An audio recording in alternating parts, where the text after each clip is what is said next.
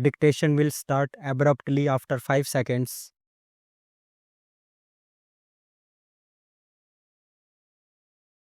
The real limiting factor in industrialization is the lack of capital equipment. The difficulties are of getting the capital equipment and special experience from those countries which happen to possess it and who have a surplus of it. How far it can be obtained, it is for you to calculate and the producing countries to decide. If it is not obtained quickly, the process of industrialization may be somewhat delayed, but it will go on. If it is considered right on the larger interest of the world that a country like India and other countries in the East should be industrialized, should increase and modernize agricultural production. It is in the interests of those countries that can help in this process to help the Asian countries with capital equipment and their special experience. But in doing so, it is to be borne in mind that no Asian country will welcome any such assistance if there are conditions attached to it which lead to any kind of economic domination. We would rather delay our development, industrial or other, than submit to any kind of economic domination by any country. That is an axiom which is accepted by everyone in India, and I shall be surprised if any other country in Asia does not accept it. We want to cooperate in the fullest measure in any policy or program laid down for the world's good, even though it might involve the surrender in common with other countries if any particular attribute of sovereignty provided that is a common surrender all round. But a long period of foreign domination has made the countries of Asia very sensitive about anything which might lead to some visible or invisible form of domination.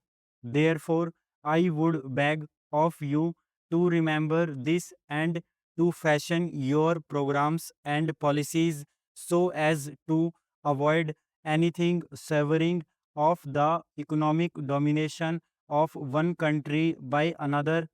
Political domination, it is admitted, leads to economic domination, but an invisible or semi invisible economic domination creeps in unless you are careful.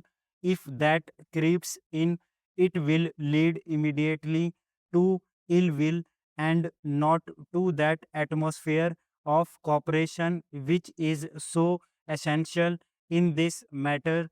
In a long term view, I suppose the most important thing is to develop our power resources.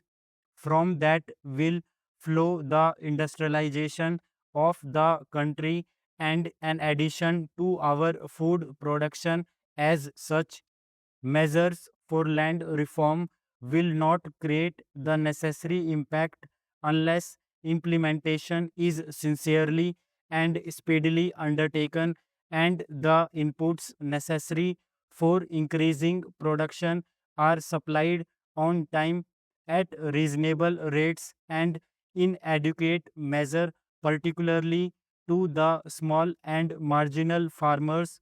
This will ensure increased production and better distributive justice. There is, however, little justification for confining such reforms to the rural sector only. The Monopolies and Restrictive Trade Practices Act appears to be a step in the right direction, but is not adequate. In a developing economy like ours, the oligarchy of a few families controlling big industrial empires and wielding enormous money power poses a big threat to the country's political system.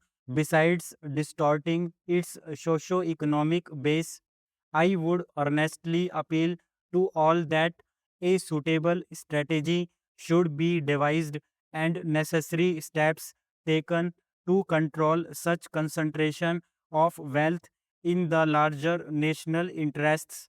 As a country that missed the forest industrial revolution and hardly caught up with the subsequent ones, India finds itself in the unenviable position of having to race against time in coping with the multifarious challenges of a population explosion and the rising expectations of its people.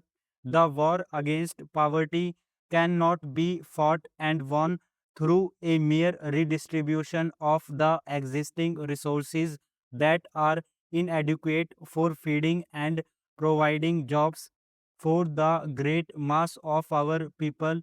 We must create more national wealth through a balanced development of agricultural and industrial sectors for marching forward to new frontiers of true equality and prosperity for all sections of our people. Our plans for socio-economic development have created hopes among our youth, and they look forward to a better life. Our youth, the nation's most valuable treasure, must not feel impatient or apprehensive of the future. We need to effectively involve this vast reservoir of hardworking and intelligent manpower with the task of nation building, particularly in the rural areas. The draft sixth 5 year plan sets out a new strategy for the creation of massive job opportunities through accelerated development of agriculture and cottage and small scale industries.